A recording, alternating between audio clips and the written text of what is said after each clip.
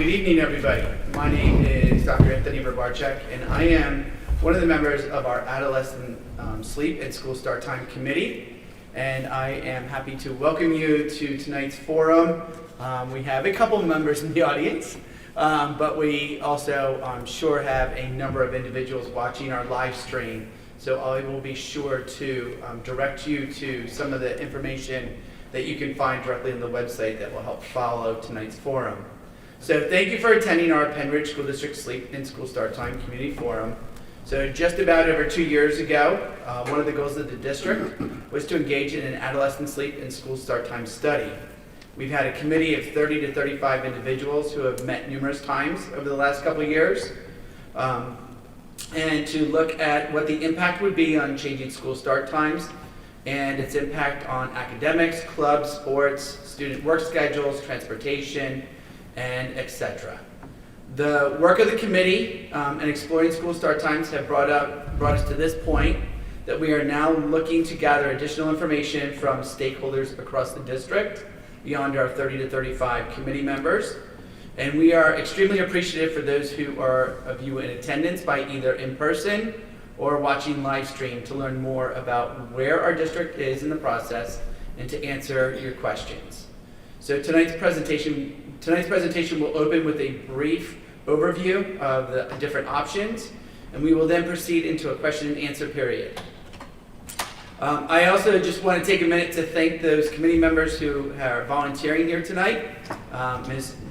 Gemma Taylor, our student representative, Mr. Sean Daubert, our business manager, Mr. Ray Ott, Mr. Scott Hagan, Mr. Nick Schoonover, our high school assistant principals, Ms. Kelly Cooper, our Communications and Public Relations Coordinator, and Ms. Amanda Witt, my administrative assistant, Mr. Chester McCullough, and Mr. Dan Alexander for those in our technology department and for helping just to put all the logistics together for tonight's forum.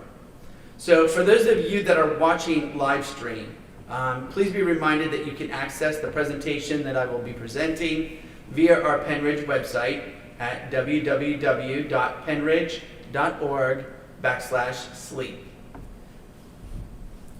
So what we're going to do is we're going to move right into our presentation. And Ms. Cooper, I'm just going to check with you. It's up on the screen for them. All right.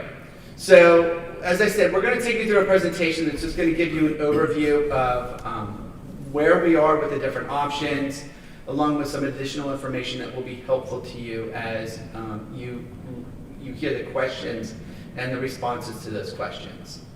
So what's all the fuss about? So we have been looking at this because it is a known fact that adolescents have sleep deprivation, and about 73% of our high school students do not meet the recommended minimum 8-hour sleep. And that's not just Penridge High School, that's high schools in general of the percentage of students.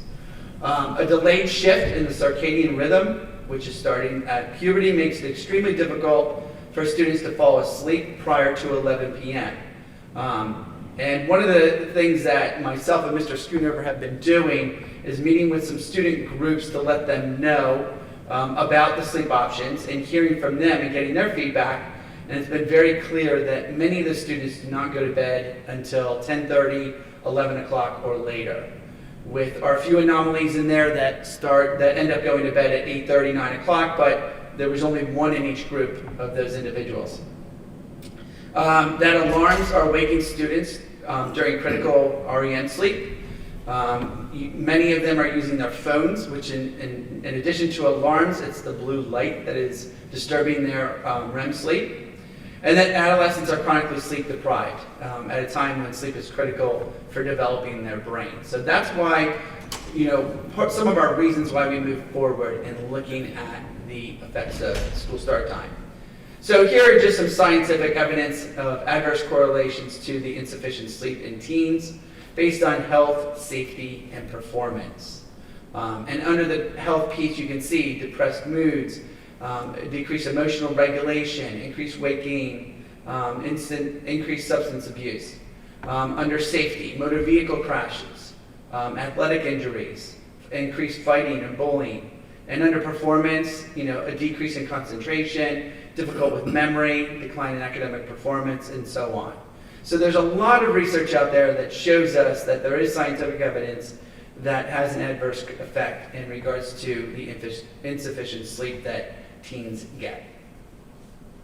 So at this point in our study, we have entertained 4 options for our initial recommendation. Option A, which would be the no change, which is consistent with our school start time now at the high school of 7:15 a.m. and concluding at 2:15. And then option B, a half an hour push, which the push is the current start time for all schools by 1/2 hour. So starting at 7:15 at the high school would be the option to start at 7:45. And we'll get into more detail for each of these as we proceed through the presentation. And then option C, which is a flip of the high school and middle school and maintaining a 3-tier busing approach.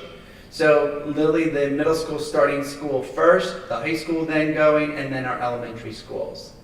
And then option D, which is called our late adjusted, where we have a 2-tier transportation system where our North Middle School and high school students in that attendance area are transported together, while Central, South, and high school students in those attendance areas having their transportation done separately. So we are looking at currently those 4 options. And again, just a review of the no change, just so everyone's aware of our start times and end times and the length of the day for each of those levels. So this would maintain our current levels and continuing, but if we were to maintain at the current bell times, we would continue to encourage the healthy sleep habits. In addition, still just providing students with healthy sleep habits that would help them to encourage just getting more sleep towards the in the morning. And then under this option A of the no change, we have our earliest pickup times, our latest drop-off times, shortest and longest routes. The one thing that's going to stick out to individuals on this chart is the earliest pickup times and later drop-off times, where you can see our high school students, even though the bell is ringing at 7:15 here at the high school for the start of the day, our first high school student getting onto a bus is at 6:11 a.m. And then this is just a regular day of the high school bell schedule throughout with the different lunch periods in play. So option B is our half-hour push. As you can see, we just literally took the high school, middle school, and elementary schools and pushed them a half an hour later. At the high school starting at 7:45 and then concluding at 2:45. The middle school at 8:25, concluding at 3:25. And then the elementary, which has a split transportation system, where Guth and Sellersville Elementary are our earlier schools, and the other 5 buildings being 15 minutes later. And as part of this, we would maintain the 3-tier busing as well for this option. Again, when you go to the earliest pickup and latest drop-off, you can see that the high school is now a 6:41 a.m. pickup compared to the 6:11, giving students that half an hour of extra sleep in the morning for the high school. Again, even the middle school, 7:24, and then elementary, 8:24. And as part of this, what you can see is we have an average ride time for students across the district on this one, and it's the same for our current transportation model. Basically an average ride time of 29 minutes in the AM, 24 minutes in the PM for students that are on the bus. There are very minimal conflicts in this schedule for the buses, but we would have to look into it a little bit further in regards to our private schools and special placements to know when those schools are starting, so we can coordinate and align the schedules to be able to meet their needs as well. Currently, we have 81 routes taking place throughout the district, which we've been very happy about.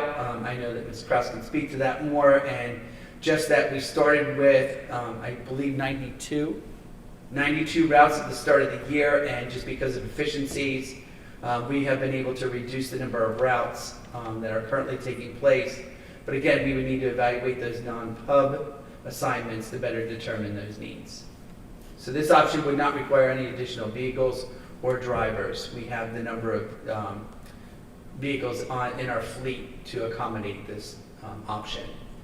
And again, this just shows the high school bell times schedule with that half an hour push forward. Option C, as I mentioned, is the flip between the high school and middle school. Again, maintaining a 3-tier busing system. And as you can see, the middle school would now start at 7:25 with an end time of 2:35 p.m. High school at 8:15, giving them a full hour later than where they are currently, and ending at 3:15. And our 2 elementary at 9:05 and 9:20. Here's the earliest pickup and latest drop-off times for each of those levels.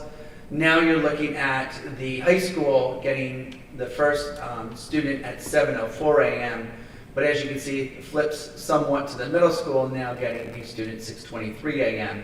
Still later than where we are currently with our earliest pickup of a high school student with the current schedule, but again, 12 minutes later.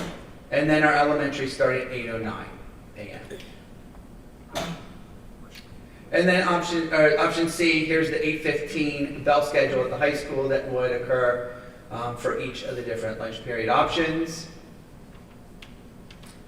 And again, you can access this, remember, on the website if you want to look at it closer. Option D is our late adjusted, where the North and Middle School and high school students in that attendance area would be sharing the bus together. And then the other secondary schools, such as South and Central, having their own separate transportation, as well as high school students who are in those 2 attendance areas. So the high school and middle school would be starting at the same time in this model, at 8 a.m., and both ending at 3 p.m. And then we would move on to our elementary schools, the 8:45 and 8:50, which are pretty close to our current times now. And then again, you have the earliest pickup and latest drop-off. And it's interesting because with the half-hour push, or this one where we're starting at 8 again, it's a 6:41 a.m. pickup. It's just the routing system and how it is derived to pick up students, because it's a different busing model. It gets students on to the buses at 6:41, our earliest middle school student at 6:37 a.m. And then our earliest elementary is 8:12. So looking at this one, this is the option that we're looking at the busing in more detail, and we're routing the system.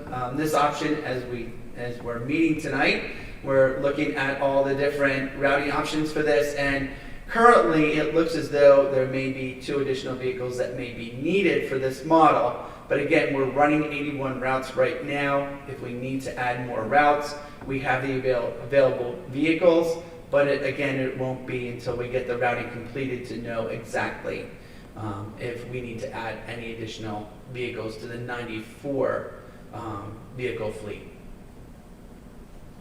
And again, the lunch period for option D starting at 8 o'clock and ending at 3 p.m. So the impact on athletics, because this is always a big question, is the use of the turf fields, which occurs, as Mr. Hagan and I spoke, like an airport, constant, starting at 2:30 in the afternoon and not ending until almost 9 o'clock at night, maybe a little bit later at times. Obviously, fall and spring is when the turf field usage is to its maximum, but even during the winter, when there's no snow on the turf field, students are able to access that for practices, and we're having more nicer weather during the middle of the winter. So there are competitions that occur on the turf track. They are all listed there, from football to field hockey to soccer, track and field, lacrosse. All of these occur on the turf and the track, and obviously is scheduled out so there's no overlap, which is quite a feat in itself. So it would be imperative that if we do look to change school start times, and we have to start practices a little bit later for these teams, we would have to make sure that that scheduling would be looked at carefully to make sure that there's enough time for all teams to use the turf field. Obviously, little impact on winter sports, as I mentioned, and in the later start time, morning practices will still occur, but it can occur a little bit later. The current high school model, again, students are dismissed at 2:15. They arrive to practices by 2:30, and competitions begin at 3:30. And there's always the question of those sporting events that students need to leave early for. 1:30 is the early dismissal for students, and a little bit earlier if the competitions are a little bit farther away. So a 7:45 start would dismiss students at 7:45 and start practices at 3 o'clock, with our competition still occurring at 3:30. Again, that dismissal time at 1:30. So they would be missing a little bit more class time if they are excused for an athletic competition. 8 o'clock, same follow-up pattern follows. 3 o'clock dismissal, 3:15 practice. This would be one that we would look to possibly move competitions to 3:45 in order to allow for that half hour of warm-ups prior to a competition. We just need to be careful because obviously as you get later in the fall and early in the spring, the sun setting comes down. But if it's on the field, on the turf field, then we have the lights up there. But for baseball and golf, those type of sporting events, they do need the light to be able to carry out their competition. Again, the early dismissal at 1:30 still, and would now be a 90-minute class time period. There are 2 class periods that they would be missing, up to 2 class periods.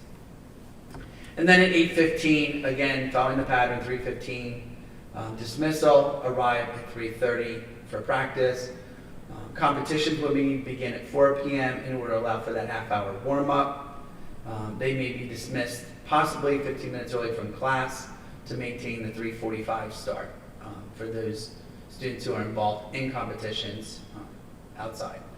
Students for away competitions will be still dismissed at 1:30. Now we're looking at 105 minutes of class time missed, again, up to 2 class periods. We also looked at the Upper Bucks County Technical School and how it would impact our students. Currently, it's the 7:15 start time. You can see the students leave here at 8:12 in the morning. It's about a 10-minute ride over, and so they get there at 8:22. They are picked up at 11:20, arrive back here at the high school at 11:30, and the time at the Upper Bucks County Tech School is approximately 2 hours and 58 minutes. So you can see the patterns I go through each of the scenarios, the options, of when the students would leave the high school, arrive at the Upper Bucks Tech School, and then their leave time and arrive back at the high school.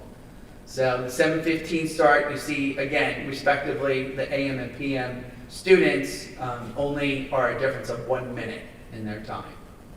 At the 7:45 start, again, there would be a few minutes shorter the time at the tech school, and this is to accommodate so the students can be back here at the high school for lunches. But again, they would get off their bus as they arrive to the high school, get on the bus to leave for the Upper Bucks County Tech School, still a 10-minute ride. They're still getting 2 hours and 47 minutes in the morning, 2 hours and 53 minutes in the afternoon. At the 8 o'clock start, students would be getting a total of 2 hours and 52 minutes in the morning, 2:53 in the afternoon. And again, you can see the start times, the leave times, and the arrival times for each here and at the Bucks County Tech School. And all of these are on the scenario that students will be dropped off here who take the bus and get, as I said, right back onto their bus to leave for the Upper Bucks County Tech School. And then the 8:15 start, students leaving here at 8:15, arriving at 8:25, so on. You can see that AM students would get 2 hours and 59 minutes, and the AM and 2 hours and 53 minutes in the PM. So our next steps in the process. In December, we are going to repeat our student sleep habits survey, which helps us to understand the different sleep habits of our students and to help best accommodate them. And even it's not just the change of school start time again, but also educating them and helping them to find better sleep habits to be more productive. Student, staff, and community forums, and here we are tonight with our community forum and our student forums that Mr. Schoonover and I have been meeting with groups of students through study hall and health classes to get a better understanding of what their preference is and would impact them if times were to change for school start time. January or February will be a final recommendation based on the feedback and all the data we've collected from our study over the 2 years to be presented to the Penn Ridge School Board. And our ongoing is just the continued exploration of the transportation models, the refined options based on findings, and our sleep and school start time meetings and communications as we're looking to refine the options. So, as that said, no decisions have been made. We want to make that very clear. And I think our students were excited to hear that today, that no decisions have been made yet based on the options presented. And we just want to thank everybody again for their support as we've been going through this study, and we've heard great feedback and look forward to answering some of your questions tonight. So thank you. So what we're going to do is a couple different ways. If there are individuals in the audience here, I've seen we added a couple people since I've looked up. If you would like to ask a question, there are index cards and pens that you can just write your question down on a card and bring it right up to the table to either Mr. Ott or Mr. Dahlbert, and they will make sure that we get that question up here. And in the meantime, what I'm going to do is I'm going to address the questions that were sent in through the registration for those watching the live stream. So, as you can see, there are individuals up at the table, as I mentioned, who are in particular experts to certain topics that as we explore this topic of school start times. So we have Ms. Jessica Krause, who is our transportation director, who can provide us additional information on the transportation models as we go through each of the options. Ms. Gemma Taylor, our student representative, and can answer questions from the student perspective, and hearing from her peers has been a great resource in providing us the information she's taken in from her peers and just the different impacts that may have on them as we talk about the different options.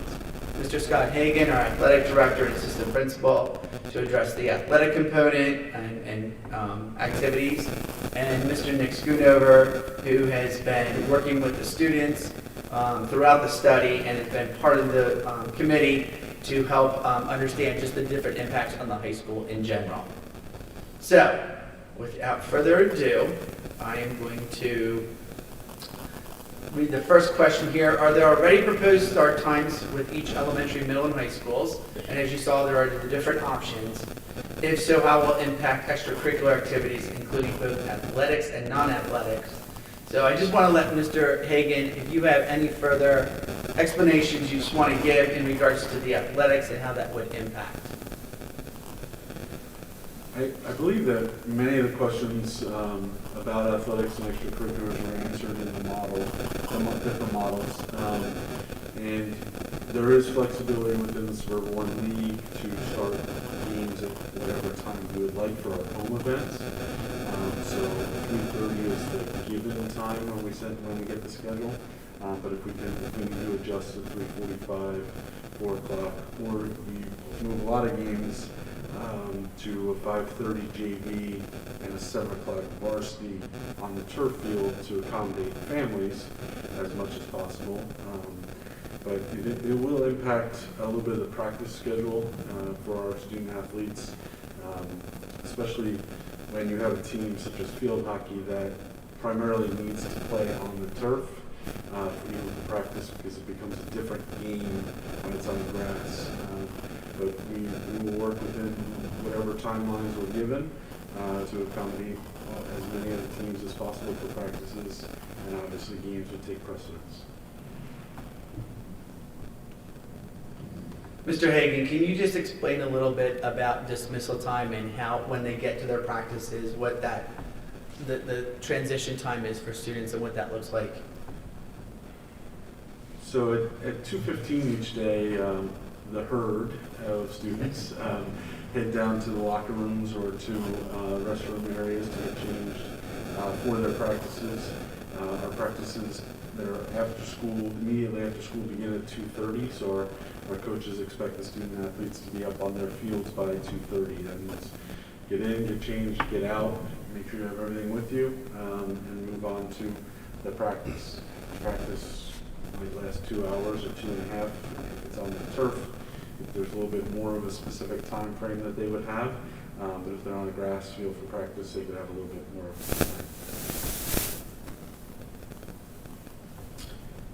And one of the questions that came through from the individuals watching the live stream is, are we coordinating with surrounding districts?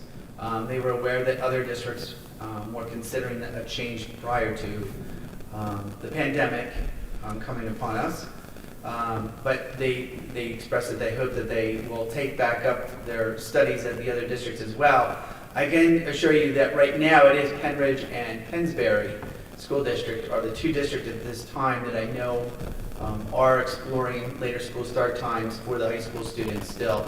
But I know a number of other districts have interest in it again and want to get back to exploring it, but just making their way through the pandemic and settling on that and then getting back to their research on it. One of the questions came up, and I think it comes up over and over, is can we just flip elementary and high school, their times? So, in knowing that, a couple things, that elementary parents have concerns and have been expressed concerns in our committee meetings as well. If you think about a student right now, a high school student sitting on the corner waiting for the bus at 6:11 a.m., there's a greater concern of a first grader sitting at the corner and waiting for the bus at 6:11 a.m. So that's one of them. But one of the other major concerns that comes into play is just the timing of, they have older siblings who are caring for younger siblings. So if the younger siblings in elementary school were to be out at 2:15, 2:30, that time frame, and get home expecting their high school sibling to be there to care for them until mom and dad get home, from work, that becomes an issue. And we don't want to put a burden on anyone, but that would be increased daycare costs possibly, or just breaking their regular routines and knowing that that has been problematic in the past. So our committee was pretty clear that that was not one of the favorable pieces for Penridge School District, in knowing its community and the complications it could cause and impacts it could have for parents. Can the Penridge School District afford more buses and more bus driver salaries? Should it be determined the high school should start at or near the same time as the middle school? So do you just want to address that model in particular as well, the North Middle School and transportation, or high school starting together? Yeah, so we are continuing to look further. We do have the routing scheme set up for that, and it does not appear that there would be more than possibly 2 buses added to what we would call a regular normal school year. This year we have reduced routes greatly, and that is due to driver shortage, so we'll hope that we can increase our driver numbers so that we can get back to normal. And so that model currently at first look is appearing to not add more than possibly 2 buses. We are looking at that routing in further detail. That routing was done by our routing transportation system. So it does not have all of the local details. So we're taking a look at that to actually route it locally here with all of the local knowledge to see if the addition is true, or if we can even get it down so that it's closer to the number that we have currently. And we will also be taking into account non-public routes that will be around that same time as well. And it's always a question out there, well, how much does the bus cost? So on average, a new bus would cost, and you're going to correct me if I'm wrong, but I think $100,000. And then just to pay for a driver, a full-time driver, will be somewhere about $40,000 a year. So there would be additional expenses. But again, all the options that we're looking at, we are under the auspication right now that it would not have to add any additional buses or drivers, but that will be in the end result when we do the routing. And if I can speak to the cost of the bus, we would not be going out and purchasing a new $100,000 bus just to accommodate for these routes. We do have a transition of older buses out, newer buses in annually. So what we would do is we would hold one of the older buses. We do have a pretty good running fleet, and sometimes we are able to keep that. So the monetary cost to adding a bus would be much lower than $100,000, and that's how we would get those additional vehicles. One of the next questions is about students. Is the committee taking any student feedback into consideration? And in particular from upper high schoolers. And as I mentioned earlier, that is one thing that we have started, is going into study halls and health classes to better understand what is the students' position on this. As I said, Gemma Taylor has been instrumental as a student on our committee in providing us feedback to help us to better understand. And I'm going to ask Gemma if she would just kind of share a little bit about just what you've been doing as a student as well to get the message across to students about the study itself. So currently we have 2 social media platforms. We have a Twitter and an Instagram. It's Penrich Sleep Time Committee. We've conducted polls which give us generally yes, high school students and as well people in the community's feedback. We currently have a team of student representatives. I'm trying to get a club started. We just need an advisor to get more student information and more student involvement on how to promote better sleep patterns and discussions of sleep times. I've also had many classroom discussions on the topic with students and how they feel about the topic. It's become more of an interest in the last about year, I'd say. And of course, those surveys that we put out through the district that middle schoolers and high schoolers have done, as well as the larger survey we have coming up, which is only for high schoolers, I believe. That's coming up next week. So the student voice has been heard throughout the study. Gemma and other students in the audience as well, the co-chairs are here, have also been very supportive in coming and providing their feedback and what they hear from their peers to the committee, so we have a better understanding of what direction to go as well. So thank you for that, because it has been extremely helpful. One of the main questions that we get all the time, and there's a couple on this list from the community members who send in their questions ahead of time, is how will adjusting later school start time help students prepare for real life and job expectations? So one of the things that we respond to this is the science. The science shows that when you're an adolescent and going through puberty, that your circadian rhythm does change. Your ability to fall asleep earlier and then still waking up at the same time in the morning or earlier because you have so much to do. So as I mentioned earlier, the many medical associations endorse an 8 to 10 hour sleep period for adolescents. And if students are going to bed at 11, 12 o'clock and getting up at 5:30, they're obviously not getting that 8 to 10 hours of sleep. The actual pediatric association recommends an 8:30 start time, but we're looking what we can do best for our students to get them the sleep that would help them be more productive and be more successful. So knowing this is a temporary state in life for them, this is the time to do it. This is the time to allow them to get the sleep they need, be successful. So it's going to actually better prepare them for real life and job expectations, because they're going to be healthier now as they move into their early adulthood and later on in life, and being more productive as an individual. So I think there's a lot of positives that come out of it, and there's a lot of information on our website and resources that you can also access that explain more about the science, and to look into that and understand the reasons why we ended up going into this study overall. Just look here. If changes were made, what is the timing for implementation? Which is always the golden question.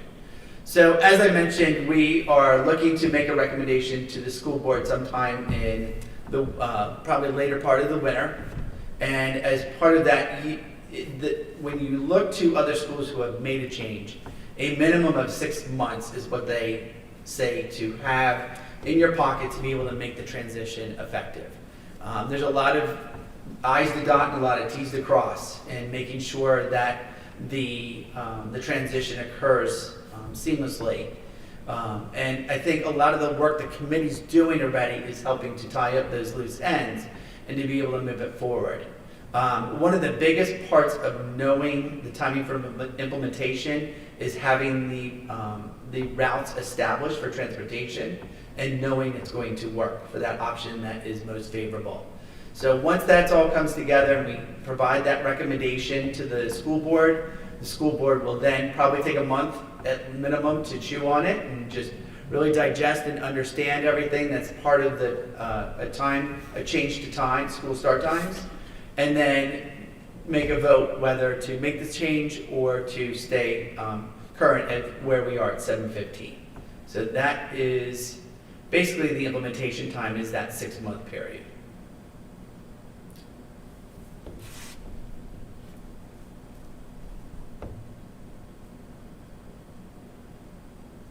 One of the questions someone asked was, what is the data for academic growth for high school students that currently have later start times?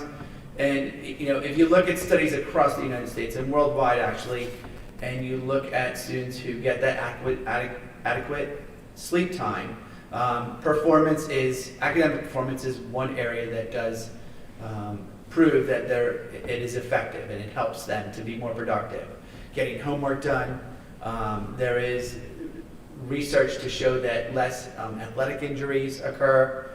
There's actually a whole study through, I'm not going to cite it because I'll wait and find it and put it on the website, but just about concussions itself, helping students to recover from concussions sooner. Unfortunately, concussions do happen in sports, but that is one area that they have looked at and try to better understand where the different effective approaches come from a later school start time.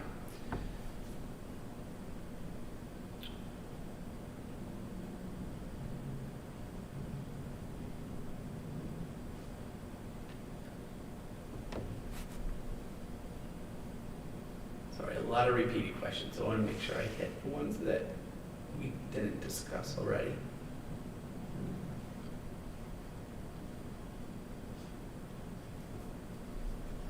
One of the questions that keeps coming up on here is, putting the new plan into place. How will we know that it's effective in our district, in Penn Ridge School District?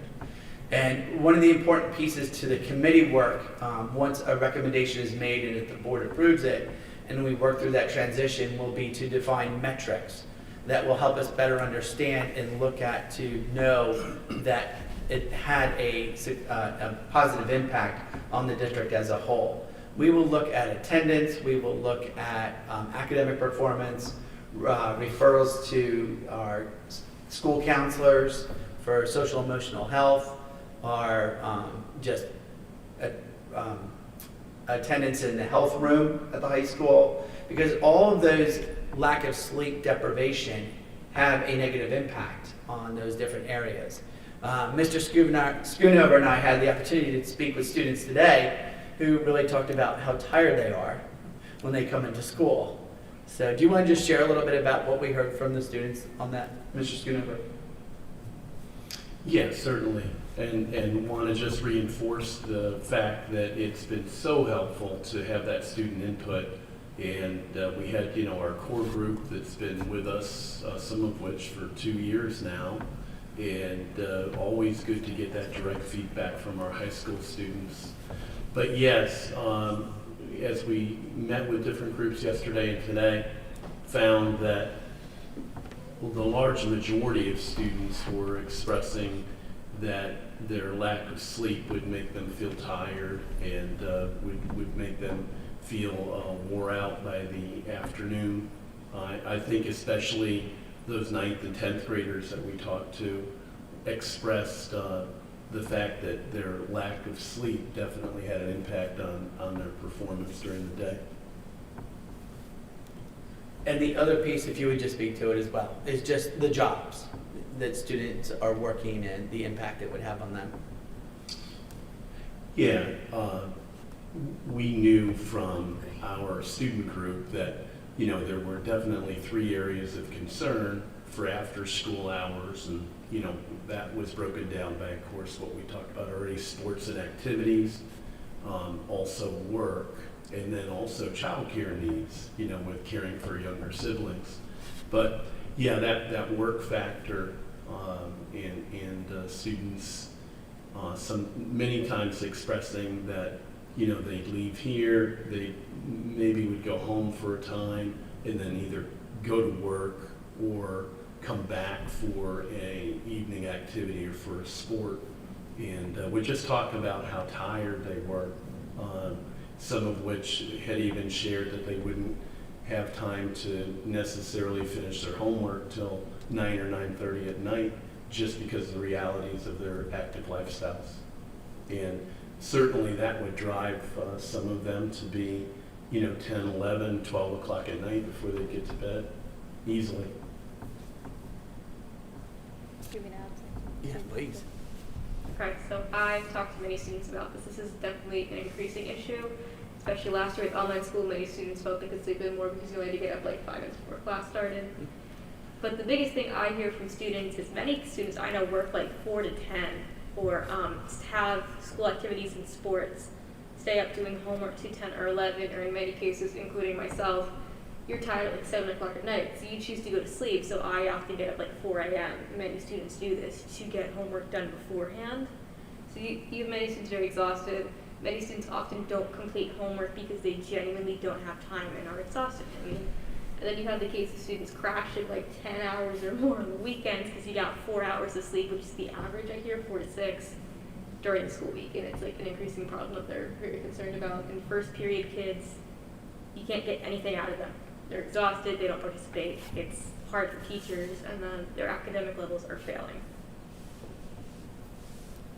Yeah, to add to that, we would have students that would share about how hard it would be to have that first period class and to not be fully awake, and students sharing their use of caffeine to help give them that extra energy in the morning, and expressing concerns about their use of caffeine, coffee in particular, but also tea, but also some power drinks that students would talk about, and questioning whether that was good for them or not. Also, students sharing with us their need to go home and look towards napping in the afternoon, just because they felt like they had to, considering, our early start time and the fact that they would have activities that they'd be involved with at night, and they felt like they didn't have enough energy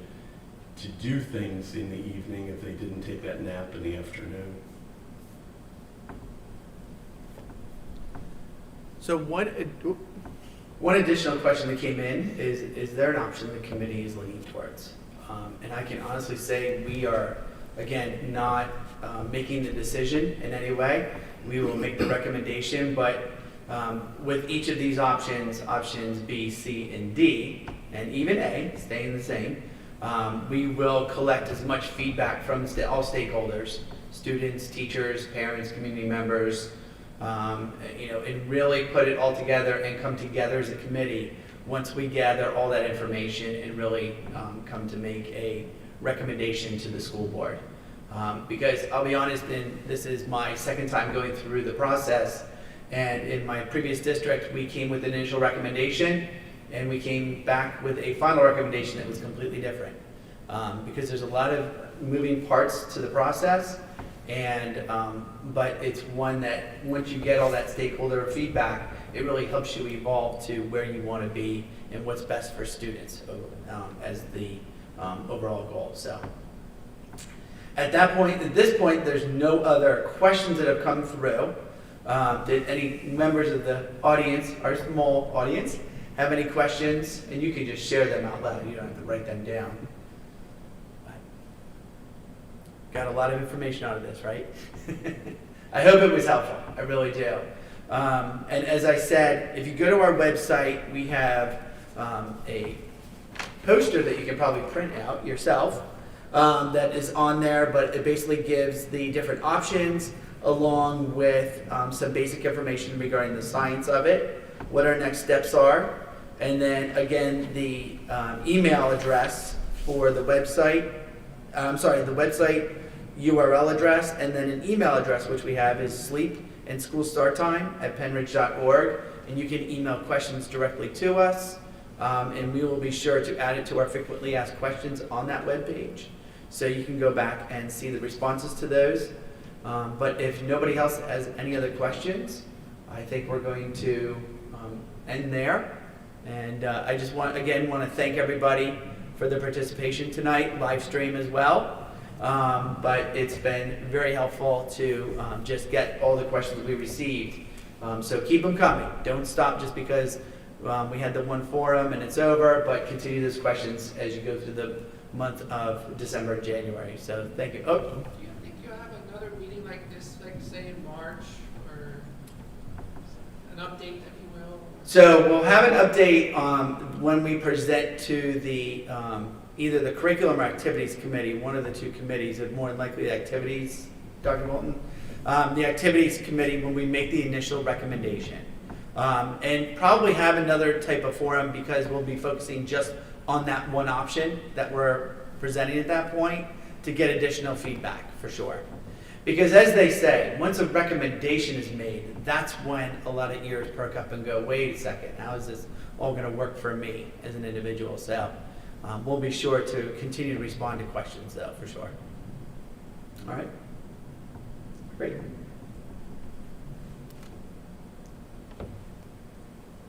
We're off. So thank you.